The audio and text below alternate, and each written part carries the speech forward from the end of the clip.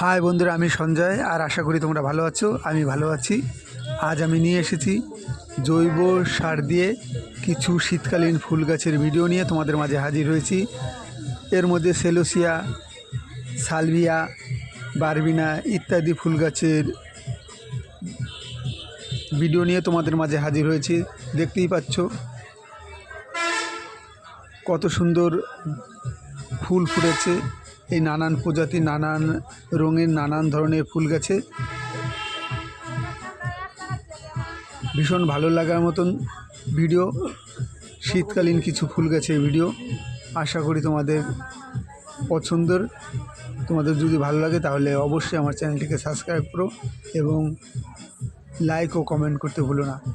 দেখতে থাকো আমার শীতকালীন কিছু ফুল গাছের ভিডিও।